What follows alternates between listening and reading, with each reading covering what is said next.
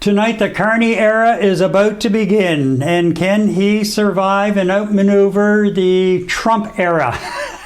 Only time is going to tell. From Montreal, this is episode 24 of Night Talk. I'm Gary MacDonald. And from Tulum, Mexico, I'm Eddie Tikalik. Episode 24. Episode 24. Who would have thunk? Yeah. Wow, time has just absolutely flown. I never would, if somebody said, how many episodes have you done? I'd probably tell you a little over a dozen. It's just been really nice talking to you, Gary, and it was really pleasant being able to chat with our viewers. And guess what? We have a special guest tonight. Joining us from Fredericton, our New Brunswick contributor, Wayne MacDonald. And it's been a while, Wayne. Welcome back. Good to see you guys. Nice to be here, and it's always fun to have a little chat. Anything in particular happening in New Brunswick as a result of the whole trade war? Can you bring us up to date very quickly? Well, the big thing is Moosehead Breweries, which is the oldest independent Canadian, fully owned Canadian brewery in the country. You can see it on the cans, 1867. They came up with a bit of a PR gimmick, capitalizing on the patriotism I've shown, and they came up with the presidential pack. It's okay. Well, let's show them the presidential pack. Are you ready? I'm ready. Here we go. Yeah. So in that pack, there's 1,461 beers, just one for every day of the 4-year presidential term of Mr. Trump, including leap year during that time period. And it was kind of capitalizing on the patriotism that was shown, and a little bit of perhaps humor there as well. Just perhaps one beer a day to help you get through that. Now, the interesting thing about this is they made 5 to start with. They cost about $3,500, and they made 5 to start, and they sold the first one within an hour after going live with it, and the 5 were sold within 24 hours. So they made 5 more. By Monday, they were gone, and now they have a waiting list of over 100. And and the funny thing here is, couple things. With the aluminum tariffs announced today, or put into place today, the CEO, Mr. Olin, was saying on an interview that how that affects him is that, sure, aluminum is made here in Canada. That's fine, that's great. But it has to go across the border to a company that rolls the aluminum into the cans. So then it has to go back in. So he's paying the tariff to send the aluminum to the American rolling plant, and then paying it now to get it back into Canada. And on top of that, the tops of the cans actually are made in a U.S. plant. So he has to pay for those to come across as well with tariffs. So he's facing 3 tariffs for 1 can of beer. But on top of that, okay, he's done that. But that's just an example of how that's affecting businesses. And 20% of his product is sold in the U.S., and he's not quite sure what the impact there is going to be either. But the other interesting thing about this is he has over 100 people on the waiting list, and he can only sell the beer in 3 provinces. New Brunswick, of course, where it's made, Nova Scotia, our maritime neighbor next door, and Ontario. And the rest he cannot because of the trade restrictions within our own country. So he has, which is really interesting, Wayne, because when I was in BC back about 25 years ago, I could buy Moosehead at the time. I was really surprised to find it there. It was hard to find, but I could find it there. But I don't think I've noticed it here in Quebec at all. Yeah, wow. Yeah, no, that was on the news. Mr. Olin himself said it's New Brunswick, Nova Scotia, and Ontario, and you have 100 people or 100 on the waiting list just from those 3 provinces. So imagine if that was across Canada, what he might be able to do with that. But and you might ask, well, who's buying that many cans of beer? and basically it's communities that are buying it. There's camps that are buying it for camp, like mostly Canada Day celebrations are looking at those kind of things. The shelf life of beer in a can, they say ideally shouldn't go past a year. They're not worried that it's going to go past a year for who they're selling it to. So, they've gotten some comments even from the U.S. Amusement and great idea comments, and a few saying I might need 2 of those packs to get through this chaos. But anyway, there's an example of the impact of the aluminum tariffs and the reciprocal aluminum tariffs, what it's meaning to that business, but also our own provincial restrictions that, we've known about the tariffs since January, even more acutely since February. And we've been talking about breaking down these interprovincial trade barriers, how simple it should be. I know there's some intricacies involved that I don't even know about. But again, I heard today that, okay, maybe by June we'll have most of this straightened out, which is about 6 months, half a year.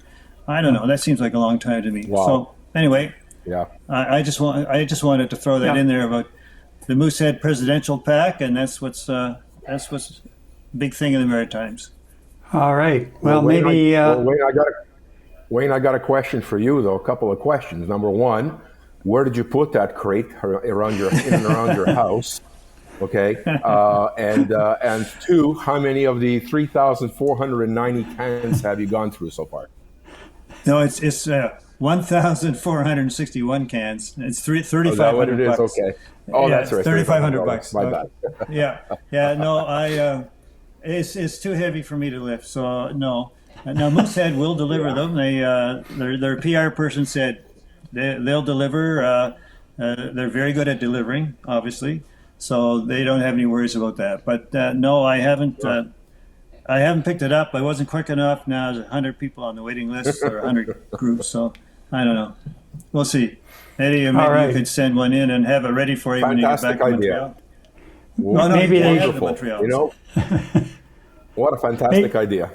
Yeah, maybe they should send one to Ottawa for Friday when Mark Carney's sworn in. And let's get right into it, because former chief banker Mark Carney is preparing to step into the role of Prime Minister after a decisive win in the Liberal leadership race last weekend. It's his first venture into politics, and he's not your typical politician. He's a world-class financial strategist, having steered both the Bank of Canada and the Bank of England through some of the toughest economic storms of our time. Yet the storm he faces now is unlike any other, a head-on collision with a U.S. president determined to economically squeeze Canada and bring us to our knees ripe for annexation as the 51st state. So our question tonight, can Carney's deep financial expertise give him the edge he needs to outmaneuver Trump's trade assault, or will his first days as Prime Minister be defined by economic defeat? We break it all down tonight, the Carney era, the Trump onslaught, and what's really at stake for Canadians. Stay with us. We're just getting started. And let's begin with Carney's response to the latest round of U.S. tariffs, 25% on Canadian steel and aluminum. Now, following a tour of a Hamilton steel plant this morning, he had... And I'm ready to sit down with President Trump at the appropriate time under a position where there's respect for Canadian sovereignty, and we're working for a common approach, a much more comprehensive approach for trade. We're all going to be better off. Workers here in Canada, which is our concern, workers in America, which is his concern. We are all going to be better off when the greatest economic and security partnership in the world is renewed, relaunched. During his acceptance speech on Sunday, Carney said he would cancel the controversial carbon and capital gains taxes. The Canadian government has rightly retaliated and is rightly retaliating with our own tariffs that will have maximum impact in the United States and minimum impact here in Canada. And my government will keep our tariffs on until the Americans show us respect.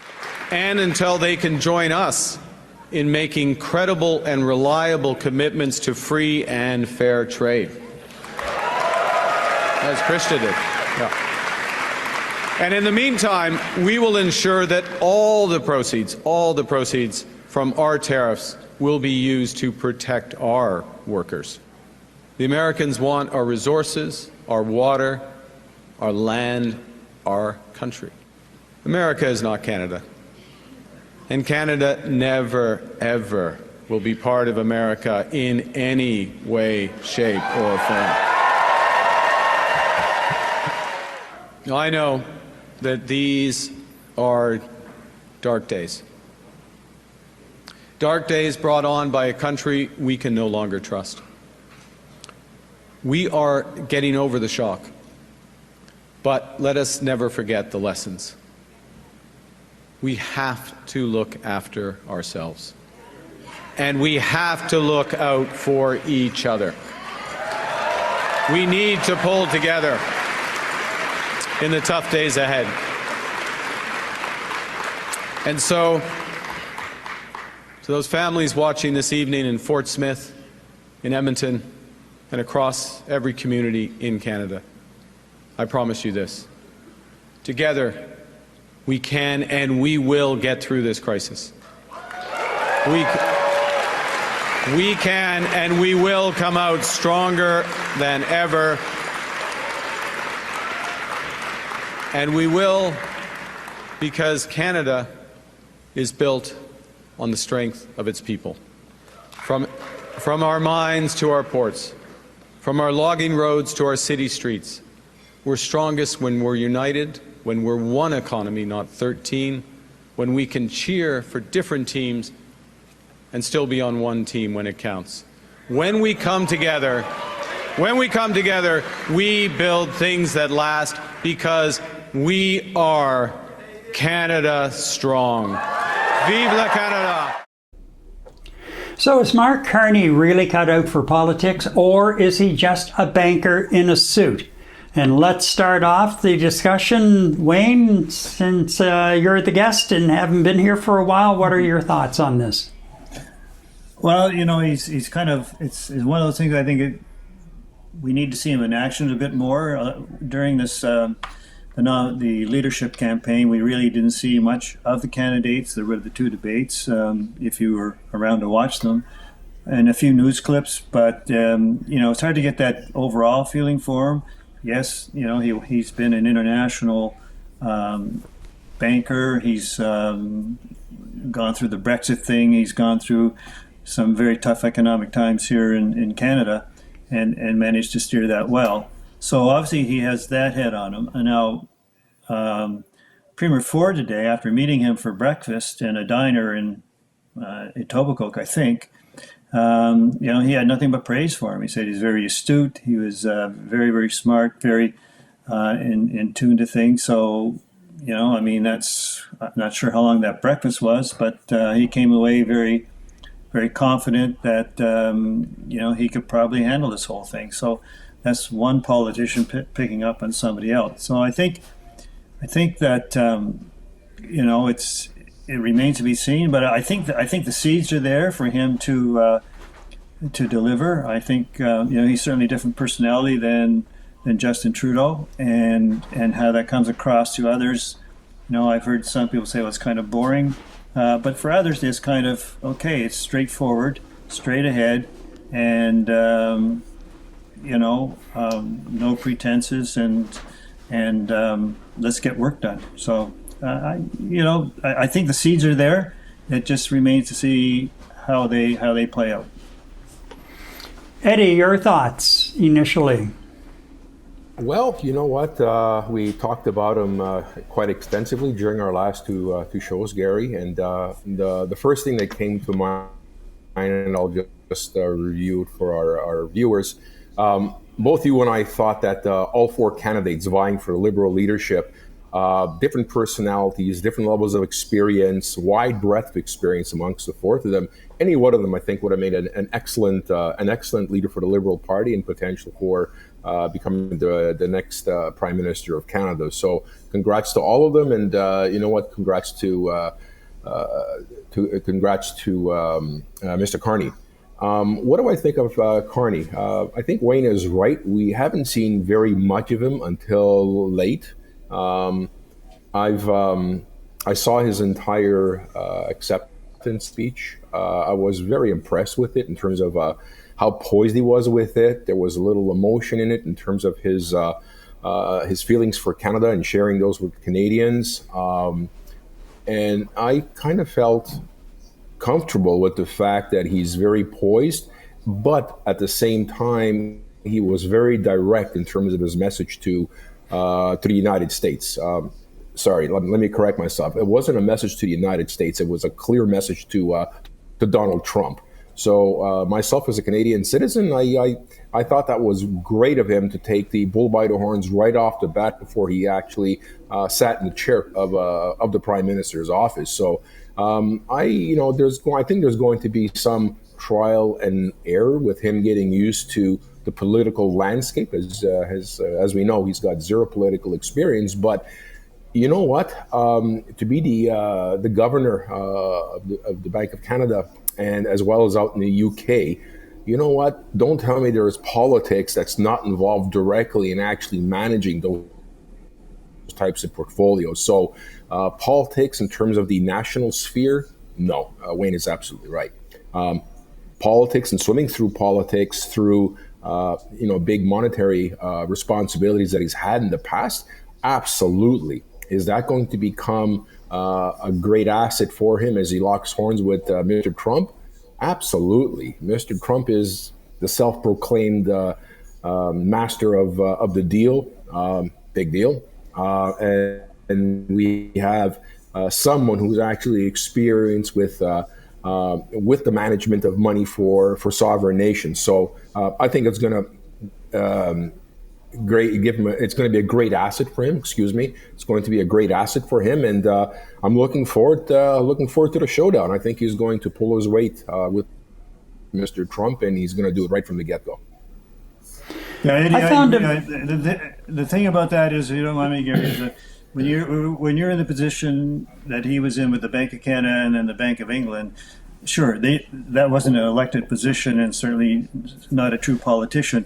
But he would be in that political sphere, that political atmosphere, dealing with politicians all the time, and giving them advice and then making his decisions in his position. So, although he hasn't been an elected politician, he would have been around politicians enough to understand how they work, how they think, and what he has to do sometimes, probably to navigate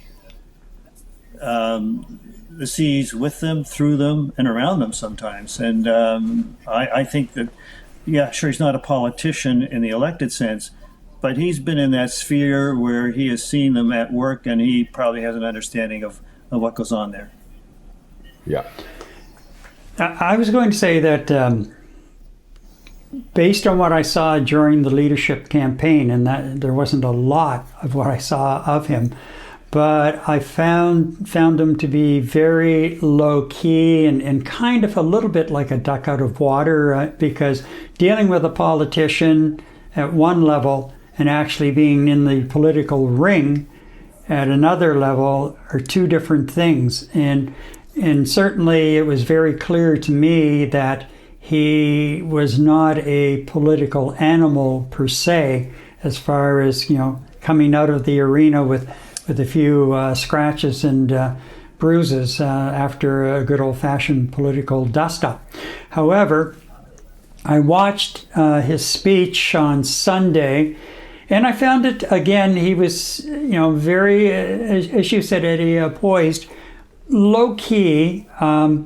He did have a couple of zingers, and right off the top, he referred to we have to expand our trading partners and find at least some reliable partners to conduct trade with.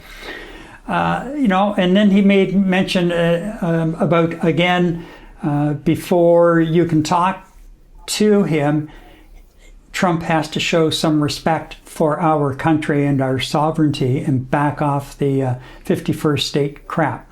And again, he mentioned that today on the floor of the steel plant in Hamilton, the clip that I played at the opening of the show.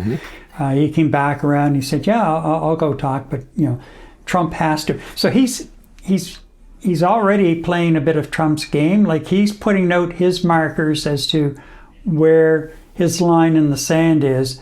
And you're going to come to my line in the sand the same as I'm going to your line in the sand, and somewhere between those two lines we can find some common ground. The problem is that I have, and it doesn't matter if it was Mark Carney or any of the other three, you can talk until you're blue in the face. You can sign all kinds of new trade agreements with Trump, but who's to say this time next year or the year after he's not going to put us through the same sort of crap again that he's been putting us through since the beginning of the year. And even before he was sworn in, he was starting this kind of foolishness. So I don't know if Trump's getting through to him. Elon Musk lost a real slice of money in the last 3 or 4 days of turbulence on the markets in the States. A lot. I mean, today the TSX was recovering and was on the positive side the last time I had looked this afternoon. But the markets in the States were still in negative territory, although they were starting to come back a bit. But Trump has to maybe I've seen again some of the conspiracy theories of it's a plan. It's a plan that Trump and a couple of his rich buddies have to destroy the U.S. economy, and as a result, it'll be the economy of Canada and the economy of Mexico as well that he's going to take down with him. I don't know. I will say, coming back around to what Carney said the other day and again this morning in Hamilton about he has to show some respect before I sit down to a meeting, kind of reminded me a little bit of Frank Bayless and the approach he was taking to Trump. He wanted to get in and just meet him head on and bang. Carney's approach is kind of a bit of that. He wants to meet with him, but he's got his own set of guidelines before he does meet with him. So that's going to be interesting. And then he's facing an election. Whether it's we go to the polls in late April or early May or a couple of the time frames that I'm hearing now, we're going to be in the midst of an election campaign, and he's going to be out on the hustings, and he's going to be under a lot of scrutiny when you've got a group of reporters traveling with you on the plane and on the bus. They're watching pretty much every move you make, so they're under more direct scrutiny when they're on the campaign trail like that.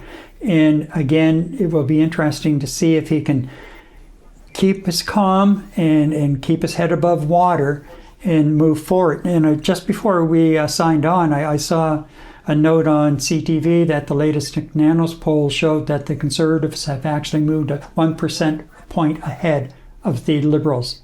So that tide is still there. You're probably going to see another bump on Friday when he's actually sworn in as Prime Minister. It'll be interesting to see what his cabinet looks like. I would guess that Dominique LeBlanc will be there for sure, the fixer, and probably Freeland for sure, and Gould. I thought I saw her with him at the steel mill today. So there are a couple of solid players who have been really focused on this trade file over the last number of months, while Trudeau kind of stepped back. And I will say one thing about Trudeau. I'll give him full marks. The two speeches he's given in relation to the tariffs, the first one on a Saturday night, and then one, what was it, a Monday morning, Tuesday morning, Wednesday morning last week. Those were probably, I would suggest, the best speeches he has given as Prime Minister, in his time as Prime Minister. And you could see some of the old fire in the maturity of the political animal coming out at that stage. But it's, that's as far as I go with the full marks for Justin. The rest of it was just a horror show over the last decade. Just a horror show. Yeah. So, but, do we think Carney really can sit across from Trump and go head to head with him? I think he can.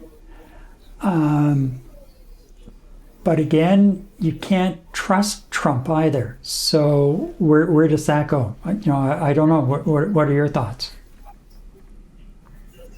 Well, if I might, you know what? You're absolutely right. Over the next 2 months, Mark Carney is going to have his hands full. He's got to look at this from three fronts. Number one, running during the election. The next election is going to come up in the next 2 months. There's a campaigning that goes along with that, right? And then along with the campaign, you have the hordes and the masses of the media across the country that are going to be following him. And as you said, they're going to be listening to every word he says. They're going to be reviewing his body language, just about absolutely everything. And I think probably more to the point, they're going to be looking at how he actually is dealing with the United States of America and Trump during the campaign, right? So he's got to be very, very, I'm not going to say careful. He's got to continue being very strong and heavy-handed with Mr. Trump in order to show strength during the campaign to the regular folks that are going to be voting. So that's problem number one. Number two, in parallel, as Wayne said, that might take another 4 to 6 months before we might even consider getting rid of our trade barriers across the province. It would behoove him, that is the second bit of work that he has to do that's going to take up his time, is continue spearheading Team Canada, not just with the approach of how do we deal with the United States and Trump. Continue this whole thing to knock down the trade barriers. I want to be able to buy moosehead here in Quebec, right? Let's move on. There's a lot of important things that have to happen. One of them is getting rid of the trade barrier. And can you imagine the brownie points he's going to win with voters if he's able to start pushing that and communicating that during the campaign? Okay. And of course, the third piece he's got to work with is already start finding those relationships, those new trade pacts with countries and organizations you can trust. The EU comes to mind. Let's send stuff across the Atlantic Ocean. Let's just do it. Let's find a replacement to Trump, because he is, as you were saying, Gary, we cannot trust him further than he can throw a baseball. He thought that Kuzma, the new trade pact, was the greatest thing since sliced cheese when he put it into place, and he basically threw that away. All right, contracts are no good for him if contracts and agreements are not good for Trump if they don't give him something. Okay, he'll throw them away. But contracts are good for him when he'll cry foul to say, well, you can't do that, which has been happening the last couple of days with him and his cabinet. So the third point is he's got three jobs. Number one, the campaign. Number two, being able to manage Donald Trump and his cronies and his policies. And number three, immediately establish trade with other countries. And let me not forget, recap on getting rid of the trade barriers across the country. Gary, I don't know about you, but that's one hell of a plate and load to carry over the next 2 or 3 months. And that's what you and I talked about the last show. Can you imagine Carney bringing on board the other three individuals that were vying for the Liberal leadership, bringing them on board and getting some momentum going? Yeah, absolutely. And just hold your thought for a second, Wayne. I just want to remind people, we're asking the question right now, is Mark Carney really cut out for politics, or is he just a banker in a suit? We want to see your comments. Please post your comments. We'll bring them up on the screen and respond to them as best we can along the way. But we want to hear from you, and if you feel that he is ready for politics and ready for the job that he's going to inherit on Friday. Okay, Wayne, sorry about that. Sure. The other thing too is that the election, whether it's 1 month, 2 months, 3 months from now, it's a very inopportune time with what we're facing now. So in addition to what Eddie said, that he also is going to have to campaign, and he's going to try to be picked apart by Poilievre. So he's got that facing him, as well as dealing with Trump, the tariffs, and somehow he's got to make sure that he has all the premiers on the same page when we're looking at this whole tariff situation and our internal trade barriers, all on the same page, not going off, one off here and 3 or 4 together here, and come with that unified front. And so those are 2 huge things in their own right, and he's got to deal with those as well as Trump, tariffs, and all the rest of it, and establishing himself as that leader and as that politician. Poilievre is, and we talked about this a couple of weeks ago about him pivoting, and because he lost the carbon tax, because Freeland at that point had already said she was going to ditch it, and then Carney, said the same thing, and so he lost what he thought was the best opponent he could have in the form of Trudeau, and he lost his carbon tax, whatever. He's still trying to stick it with Carney, carbon tax Carney. But what we're also witnessing now, I think, as something that's not helping him, is Trump and the tariffs. And I think as we go through more of this, we're going to see, unless he somehow, and the Conservatives, change their whole approach and tone down what sounds a hell of a lot like a Republican handbook that they're reading from, the distance that Carney, just by default, is going to put between him and Poilievre is going to be fairly significant as you head into an election campaign. And that's the biggest pivot. And they're running, the cons are running an attack ad, and the Liberals are running an attack ad. And watching the both of them, the cons ad is so tired, full of the usual crap that they've been subjecting us to over the last number of years. And then on the other side, the Liberal one, I don't know who did it for them, but their creative director and the way that it was put together, I thought it was great. It was really well done. Really well done. Have you had a chance to see it? I know it's been on YouTube a few times, for sure, but really well done. So, again, Poilievre has a problem, and the biggest problem is, will he be the leader of the Conservative Party if the Liberals win this next federal election? How long is he going to last before the blue knives come out and go into his back? Because he had a double-digit lead. At one point, as much as 20%. And it's gone. It's evaporated. So the Conservatives have a real problem. And that may give Carney a little more space on the campaign trail. People may be a little more forgiving of Carney, even if he does make some blunders on the campaign trail, because he's different and he's a new face in the political arena. He's been on the edge of the political arena, but he's a new face within the political arena. I don't know if you guys agree with me or what your thoughts are on that.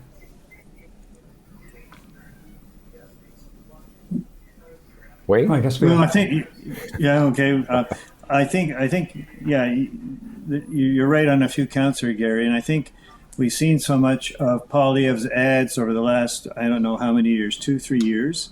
And they focused on one thing. It was the carbon tax. And very little else. And then we get the clips from in the House with his cartoonish like animations of axe attacks, and these little alliterations, and that seems to be all he was. That was his shtick. I mean, didn't seem a lot more substance behind that. Now, will more come out now? I mean, he also has handlers. He's got a party too that's kind of directing him as well. So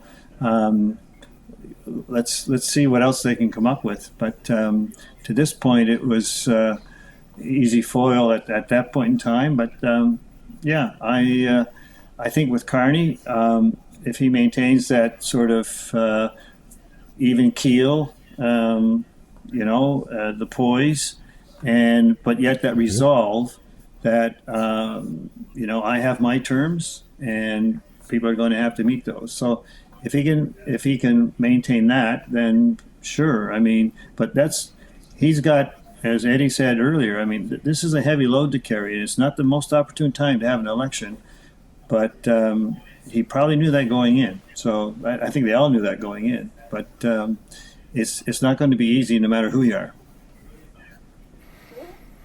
And Manel says, I hope Canada is united enough to want the borders to be removed. And she also came up with, Polyev uses the same words as T-rump, so hell no thanks. Sorry, Eddie, I just wanted to get those comments on, try and stay ahead of them. Well, the word, Wayne, that I'm really hooked on that you use is the resolve.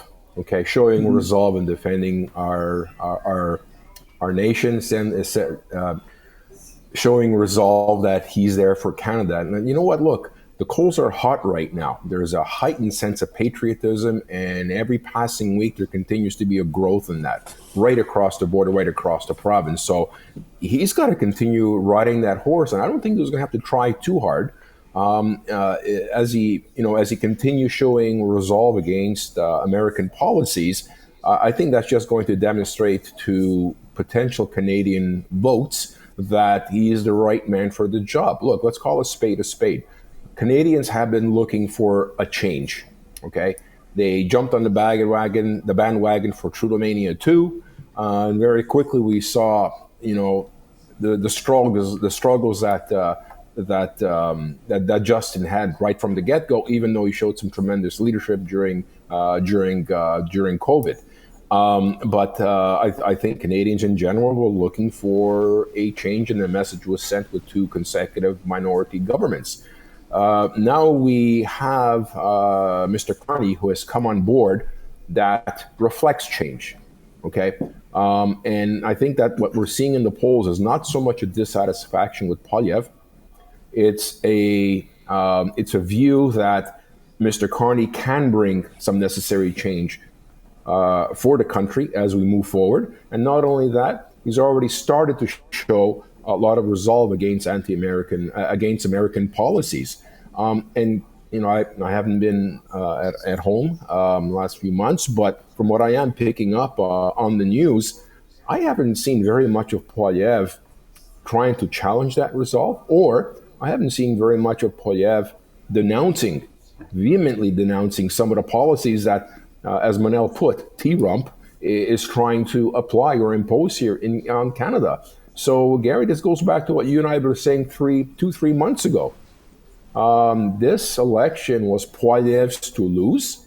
Okay, the timing of everything that's going on right now with Trump's policy since his inauguration obviously are contributing to that demise. But by the same token, I don't think he's making any effort to keep those undecided voters within his pocket. And until he starts pushing back on Trump, and there seems to be a reluctance to do that, I would suspect that the numbers are slowly going to start swinging over to Mr. Carney in terms of whatever polls we're going to see over the next couple of weeks. So, yay for change, and Canadians are on the bandwagon. They want to see change that's going to defend our sovereignty, I think. Here's another question: Should we continue fighting back with counter tariffs, or should we try to appease Trump? I think we're doing both, really, when you get down to it, trying to find the middle ground. But I think the thrust of the last part of the question is just basically roll over and give Trump whatever the hell he wants. And definitely, I think if you went out on the street today and started asking people that question, guess what the answer would be? No. Mm-hmm. Yeah. But also, how long does it take before this kind of stuff starts wearing away at people? Already, there are people who are expressing high levels of anxiety because of everything that's been happening. Now, think about it. I mean, all hell broke loose the first week after the holidays when Trudeau announced his resignation, and 2 weeks later, Trump was sworn in, and it's just been like one thing after another. Like, I'm sitting here this afternoon and finishing up some graphics and everything, and what happens? Like, it's just breaking news after breaking news after breaking news, and finally I said, like, I can't do all of this. There's not enough time for one person to crunch it all together. And even if I did, then there wouldn't be any time for us to talk. Like, there was and it's been that way, just bang, bang, bang, bang. Great time to be in a newsroom. I mean, get the old adrenaline flowing and everything. But man, oh man, it's been nonstop. It just seems like January 1st was yesterday, and here we are. Tomorrow's the middle of March. Like, where'd the time go?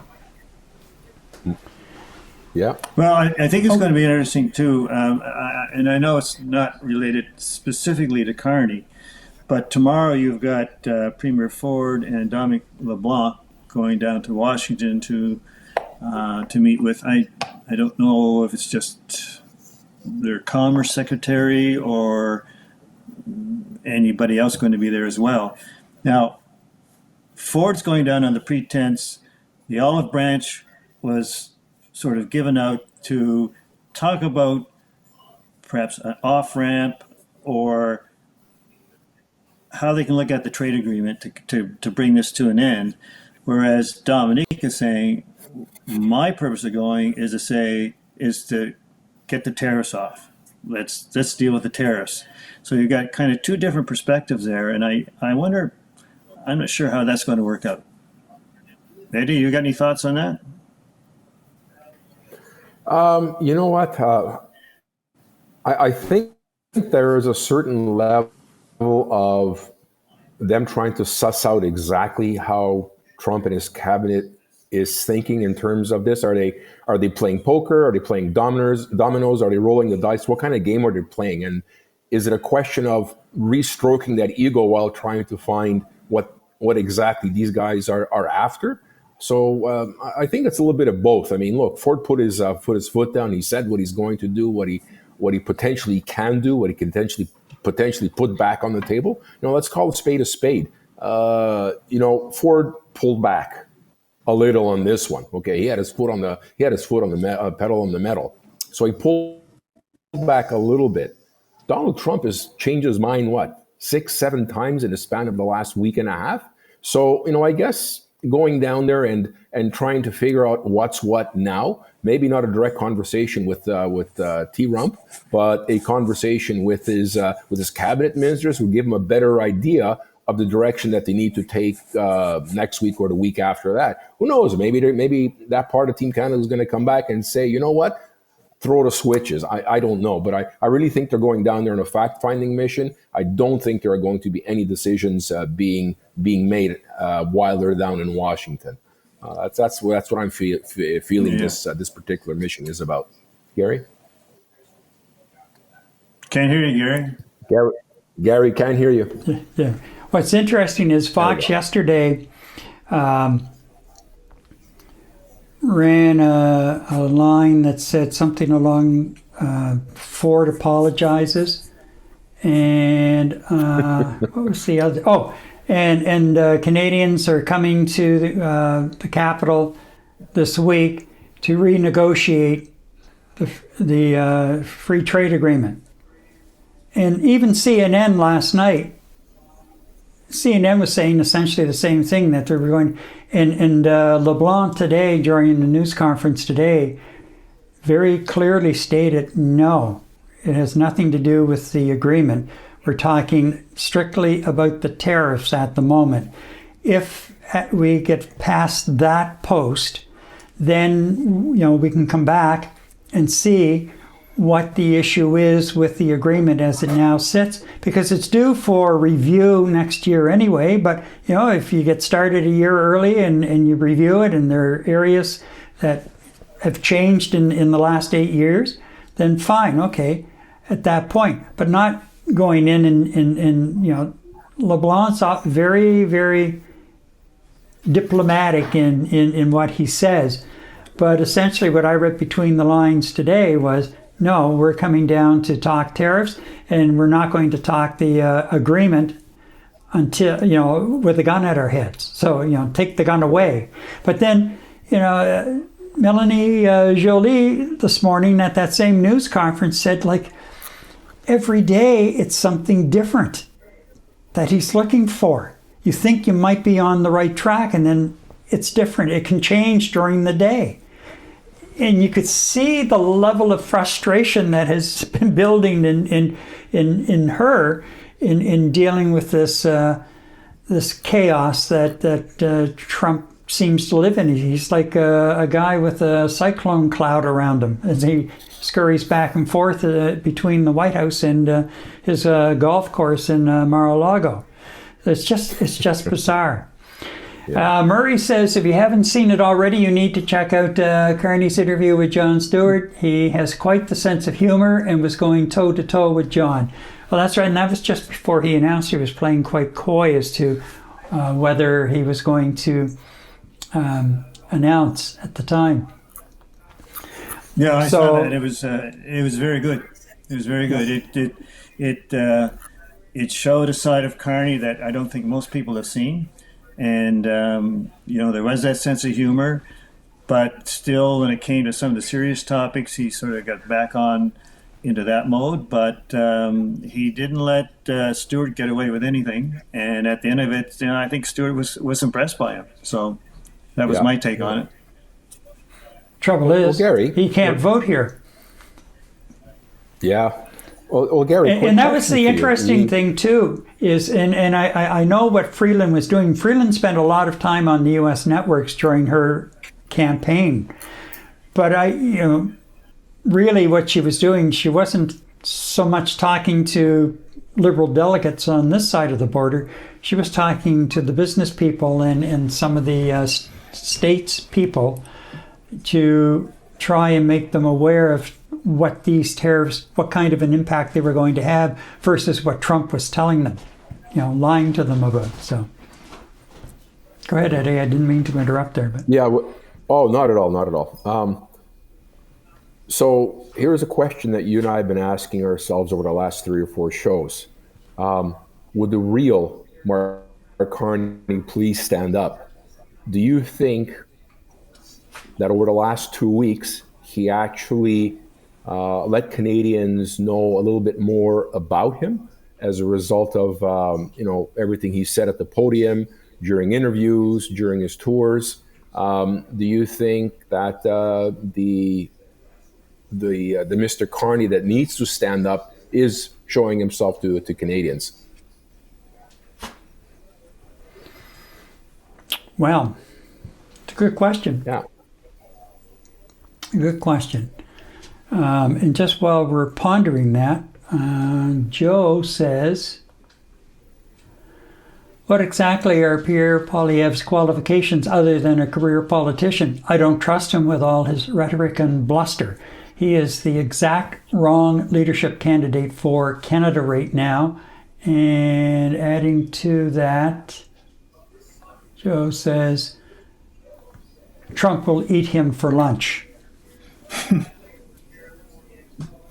And then I think that's coming from British Columbia, Joe F. Yeah. So let's, we've kind of drifted over to the next topic of conversation, and that is Carney ready to tangle with Trump? And ooh, that was not something, just jumped way ahead on me here. So let's do this and this. Just stand by a minute. Pardon my clumsiness. So, Carney says he's willing to sit down with Trump to discuss trade issues, but not until he shows us respect and stops with the 51st state talk. Could this trade war push Canada into recession, or is Carney smart enough to prevent that? Thoughts?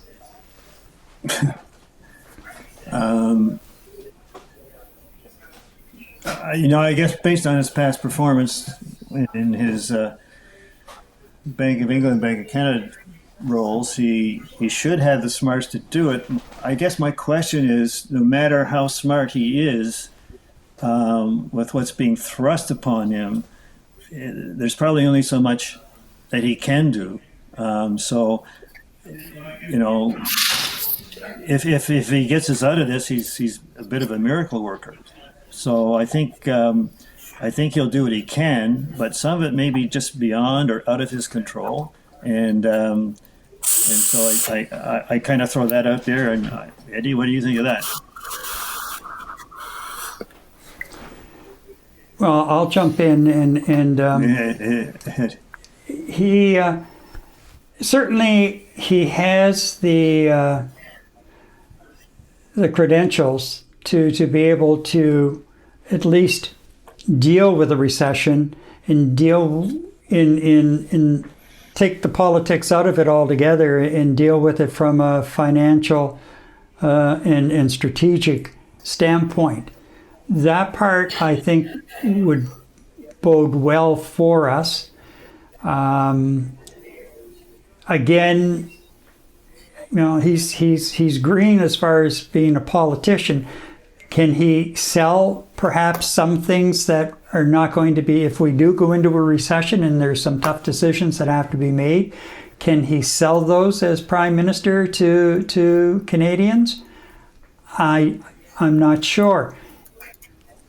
Probably he can, especially if he does it in a manner in which he gave his acceptance speech on Sunday. Because on the other side, Poilievre now is looking more like just an angry, frustrated person. And, I don't think that Poilievre has even congratulated Carney yet on his win. And you would think before he starts ripping into him, at least give the guy a bit of a break and, just offer congratulations on your election. Look forward to working with you and having some great discussions in the House of Commons. Right? That's called respect. Yeah. And it's respect and the spirit of our parliamentary democratic system. And if he didn't do it, I don't know that he hasn't. I haven't heard that he did. Then that's just a sign, like you said, of an angry man that's not even going to, converse or congratulate his obviously his political adversary. I don't imagine Trump congratulated him. I mean, I wonder how many other international heads of state congratulated Carney. Anybody have any idea? Gary, did you pick up on that at all? I'm sorry, what was that? How many out-of-country heads of state congratulated Carney? I don't think Trump did. I can't imagine it. But yeah, no, you know what? I have not heard any, to be quite honest, congratulating him.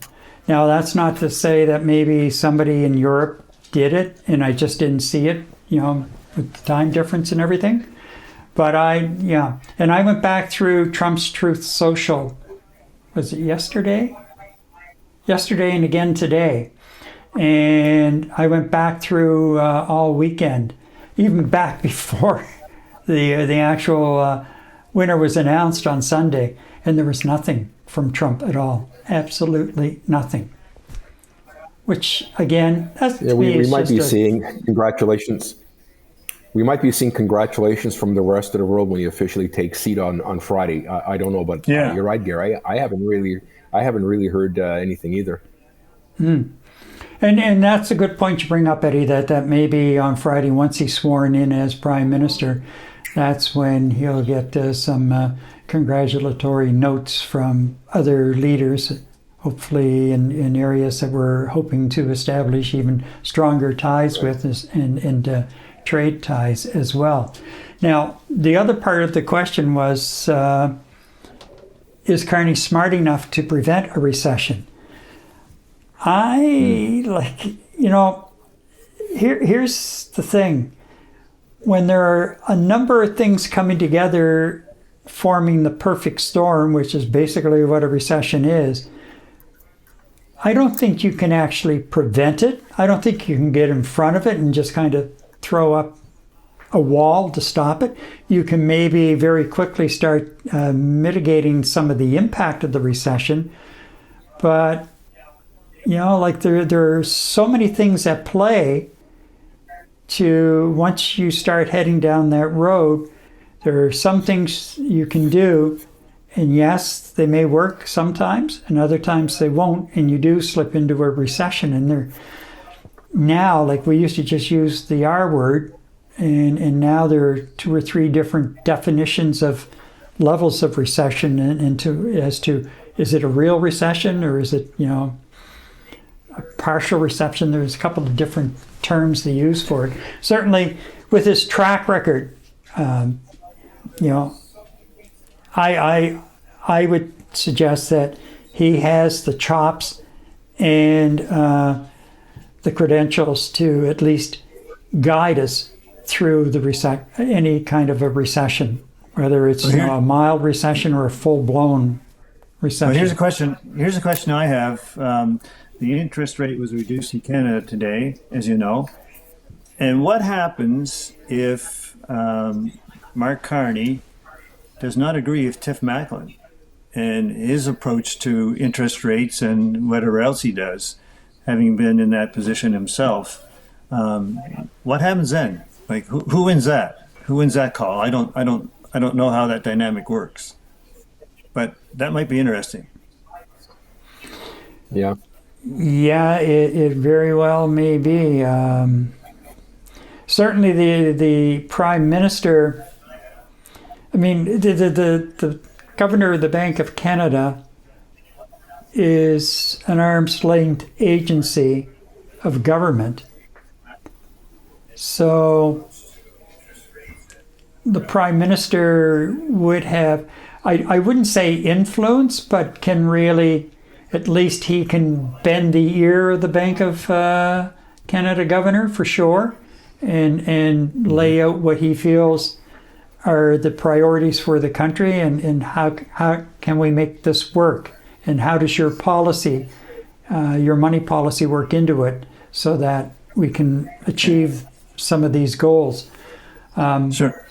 I think Manel has chimed in and informed us about at least 4 countries that congratulated Mr. Carney. Yeah, Taiwan, China, Britain, and France. So that's good to know. And then Joe, comes back and says, the less we hear from Trump right now, the better. The less we hear from Trump at any time, Joe, the better. So anyway, yeah. Well, hey, he bought a new Tesla yesterday, so that was.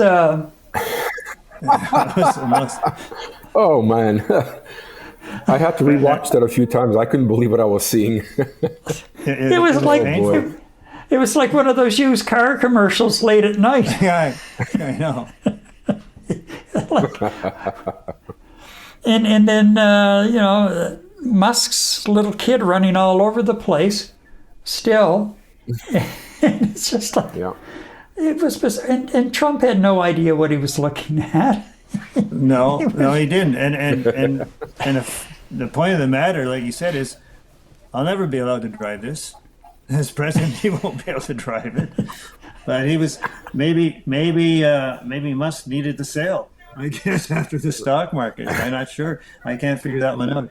But Well, actually Tesla sales are down right across the board, even in Europe, way down, and they're struggling. And he Musk yesterday made the announcement that we're going to double production in the United States over the next 2 years.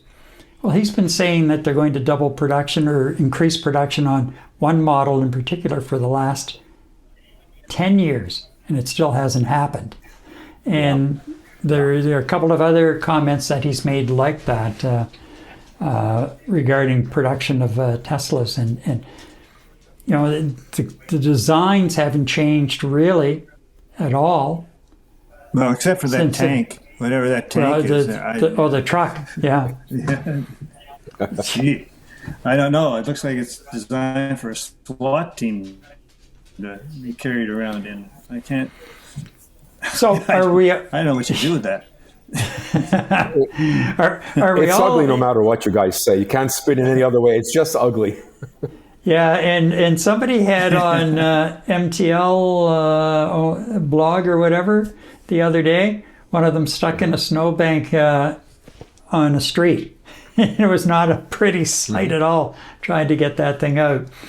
Anyway, so are we all in agreement that we think that Carney has the chops to be able to, first of all, guide the country as best as possible through any kind of a recession if we head in that direction? I mean, he doesn't have a God-given right or ability to just stop it, but I think he does have the credentials to guide us as best he can and guide the government as far as spending and programs are concerned. And I noticed in his speech the other day, he was very quick to say that any tariffs that we collect, his government will put that money into programs to help Canadian workers affected by the U.S. tariffs. So, well, look, when you listen to a lot of liberals talk that obviously supported Carney, that was one of the things they kept saying, that he's the right guy at the right time with the right experience and credentials that we need. And so that obviously was one of the big factors, I think, in terms of the support he garnered. Plus the fact he's different. So sure, yeah, I think he has the credentials to do that, and obviously will do his best with that. And like I said, with everything that's being thrown in the way, it's kind of not like a typical recession that you would see. It's almost like an induced recession by somebody south of the border, and you can work with it and get around it, and hopefully he can navigate through it with his experience. But I think there's some extraneous factors there that even he may not be able to do much about. But hopefully that will all come to bear. All right, we're getting a couple of comments in. And Eddie, just before I bring these comments on, your thoughts on that? As far as is he the guy? I think, I think he could do it. I mean, that's what I mentioned earlier on about one of the assets he brings to the table is his experiences as governor of the Bank of Canada in the UK. That experience, I think, is going to play extremely well for him to be able to. We can't say whether or not he can prevent it or not. I don't know if anybody could, but but I think he's got the credentials to steer us through it as unscathed as possible. And with anything global, when it comes to the economy, a lot of variables. There's variables you can predict. There are variables you can manipulate or control or guide. But I think the biggest factor here in terms of what Mr. Carney has to navigate to try to avoid or minimize the impact of a recession, it's the variable called the Trump variable. As you mentioned, he'll change his mind 2-3 times in a day. He'll do it on a Friday, and then he'll head off to the golf course and ponder it first thing Monday morning and change the variables again. So, I think with Ford going out to Washington, he's trying to figure out exactly on behalf of Ontario and Canada what potentially that variable might look like. So I think the better he can mitigate and manage the Trump variable, it will just benefit him to help skate us through any type of recession we might have to face. So at the end of the day, I think he's probably the best qualified candidate out of the four, with his credentials in the financial world to help us minimize and navigate through any sort of a recession that might occur as a result of what the Americans are doing. Okay, so let's catch up on a couple of comments here. TX90, you know who else isn't a politician? Carney. You know who likes tariffs? Carney. And then he comes back with, Carney's going to put a carbon tariffs on goods to Canada, so if you like Trump's methods, vote Carney. Okay, that's an interesting take. And then we have Sandy. Didn't Carney start this whole carbon tax on us Canadians and wants it to go higher? And that is what the Conservatives, and Poilievre in particular, have been saying. That's their focus of attack on Carney, aside from the moving of the office of the investment company from Toronto to New York. This part of it too, they've been trying to make it stick, and that's why Pierre is still going with carbon tax Carney, trying to sell it that way. Okay, all right. Can't wait for Friday. It's going to be really interesting to watch how he handles just even that part of the pomp and ceremony, being sworn in as, and remember, he's being sworn in as the first prime minister. Interim. Yeah, well, as the first prime minister who's not elected. He did not go through an election campaign, leading the party through an election campaign, the party winning, and because he's leader, becoming leader of the party. Or, I'm sorry, becoming prime minister of the country. So, interesting there. Something else I wanted to touch on before we go, because it's something I came across late Friday night. I was flipping around YouTube. And it was just a couple of hours after it had been posted by California Democrat Senator Adam Schiff. And I think in this video, he expresses the feelings of a growing number of thinking Americans and Canadians. And I want to play the video. I was going to lift a clip out of it, and I went back and watched it again, and I thought, you know what, it's 3 minutes. And I think to lift a clip out of it would not do it justice. But I want to play this and, get your thoughts on it once we're finished with the video. Tonight I want to talk to you about fear. About fear.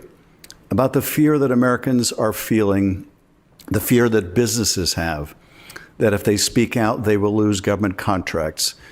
The fear that federal workers have, that if they write the wrong email or they say the wrong thing, they might lose their job. The fear that ordinary citizens have, that their IRS returns may be audited or their private data may be misused. The fear that press organizations have, that if they publish the wrong op-ed, their business owners' interests will be affected. The censorship, the self-censorship we see in the Washington Post and the LA Times, ABC settling suits with Donald Trump. What we need to understand about this climate of fear they have created and the extraordinary swiftness with which they've created it is this is the tool that dictators and would-be dictators use to consolidate their power. They have to create a climate of fear. Franklin Roosevelt in 1941 gave a speech. It was his State of the Union address. It came to be known as the Four Freedoms Address. He talked about the freedom of speech. He talked about the freedom of worship, the freedom from want, and the freedom from fear. Now, at that time, he had a different understanding of what freedom from fear really meant. There, he was thinking more about the freedom from fear of international invasion and armaments. That is the fear that Ukrainians are feeling right now. But in this moment, we come to see that freedom from fear means something very different. It means being able to go about our lives, speak our peace, associate with whom we would, hold the values we hold dear without being attacked by our own government, freedom from fear of our own government. This is really unprecedented for Americans. But I want to talk also tonight about what do we do about this fear? And the answer is we must be courageous. We must have heart. We must push back. We must fight back. We must have courage. We must speak out. And yes, it could affect a business interest or this or that. None of that stuff is as important as our country, as our liberty. We need to speak out. We need to be courageous. They come after me all the time. Elon Musk and Donald Trump, they call me a criminal, they call me a traitor. Their MAGA minions online come after me to try to intimidate me, to create fear. I'll tell you my response. My response to that is screw you and the horse you rode in on. I hope that is your response too. We must not give in to this climate of fear. We are Americans. If our troops can face the bullets and the missiles and the dangers of combat, then sure enough, we can be courageous at home. For some reason, that just grabbed my attention Friday night when I played it.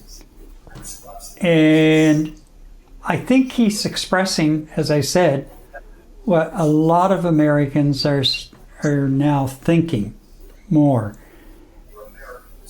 And some of the videos I've watched as well, where ordinary Americans are now starting to speak up as to what's happening in their country and what's happening to what they feel is their democracy, that it is under attack. And it's under attack from people in the Oval Office, in the White House. And I know a lot of Canadians are becoming very, very concerned as well, as I mentioned earlier. And, you know, the anxiety levels are growing because of everything that's been happening there. And, you know, some of what Trump is saying, he continues to stop short of talking about the military. But, you know, even when Doug Ford put the tariffs on the electricity the other day, and Trump in responding to it when Ford spoke with Lutnick, he was, you know, it's a good thing too, because, you know, something was going to happen, and something that I can't remember the exact words he used now, but it was a threat. It was veiled maybe a bit, but not veiled that much.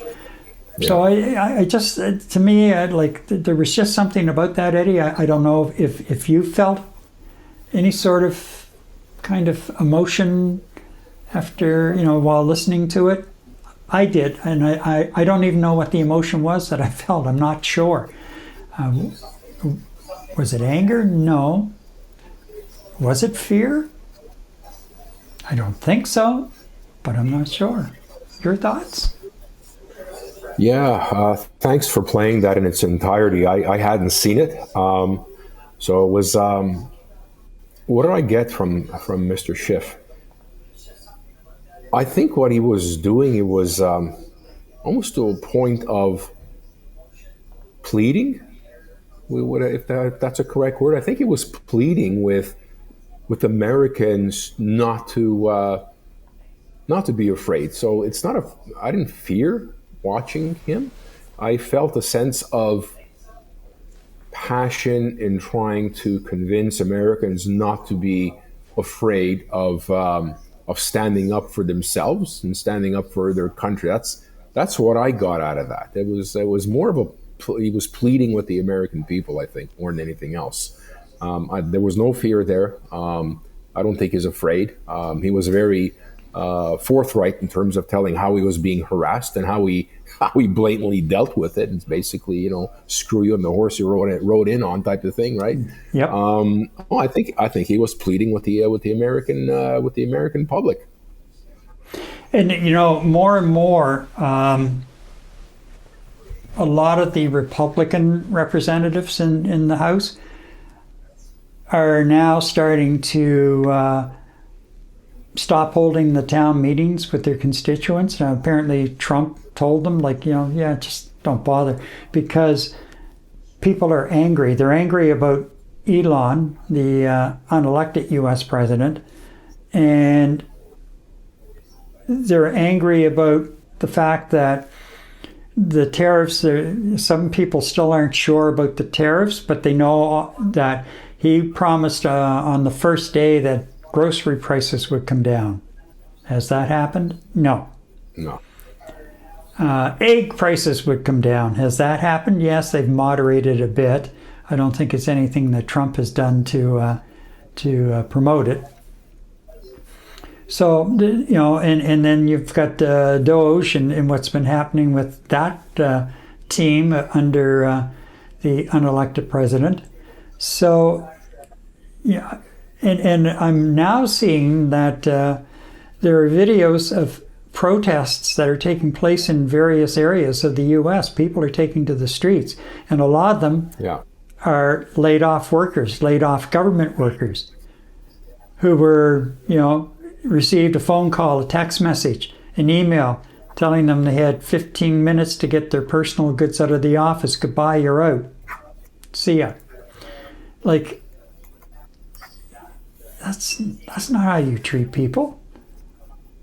Especially people who are working and they're actually contributing and paying their taxes, which in turn pays the guy in the Oval Office. So anyway, I just found that a really different sort of appeal, video expression of his thoughts as to what's happening in the country without really getting into the weeds. And maybe it was just another call to awaken as to what's going on. You know what? I just thought of it as you spoke. Sorry, I just thought of it as you spoke. The entire 3 minutes of Mr. Schiff, he wasn't speaking just, there was no divide. He wasn't speaking to your Democratic voter, or he wasn't speaking to a Republican voter. I think he was speaking directly to all Americans. He didn't single out anybody in this plea. He just spoke to America. And that's what I felt. And that's, my watching it as a Canadian, I think it was even speaking to Canadians. There's, and it does speak to us in Canada in terms of us further unifying between, the left and right. And you and I are all speaking about being moderates, what is correct, what feels right. And it does it resonates with me as a Canadian, even though he was speaking with speaking to the American population. So yeah, that's what came to mind. He was speaking to both Republican and Democrat voters, and even MAGites. He was speaking directly to them as well. It was quite moving, actually, Gary. I'm really happy you played that. TX90 says he also thinks Canada is the #1 exporter of semiconductors to the USA. That's Mark Carney. You would think a person with a doctorate in economics would know we aren't even top 10. And Sandy says, exactly. He seconded that thought. And I think we may have one more comment, Eddie. We do. Elizabeth, evening boys from good old Florida. Good evening, Elizabeth. How are you holding out? Yeah. Thanks for joining us. We really do appreciate it. So, Eddie, here we are. Mark Carney just stepping into power, and his first major test isn't coming from Parliament. It's coming from Donald Trump. The question now is, can Carney outmaneuver Trump's economic onslaught, or will Canada get crushed under the weight of U.S. tariffs? The real test for Mark Carney isn't just about managing finances, it's about defending Canadian sovereignty against Trump's economic strong arming. But he can do it, but can he do it? Will he, as a past banker, not a politician, will that leave him out of the league in the world of international power games? And the bigger question is, if Carney fails, what happens next? We don't know that answer yet. But one thing for sure, this is no longer just politics. This is a battle for economic survival, and it's just getting started. Thanks to Wayne for joining us this evening, and to you, our viewers, as well. Remember to like, subscribe, and share our videos and help our channel grow. Eddie, so much to unpack, and I think we were really just scratching the surface here tonight. Yeah, I agree. Really just scratching the surface.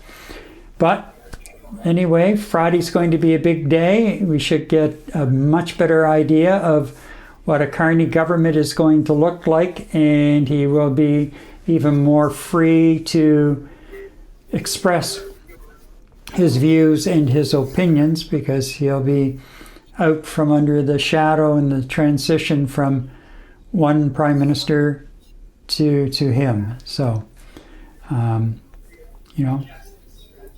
can't wait for Friday. Sandy says, have a wonderful night, gentlemen. Thank you, Sandy. Thank you. So, anyway, Night Talk returns in 7 days. From Montreal, I'm Gary MacDonald. Good night. Good night, everybody.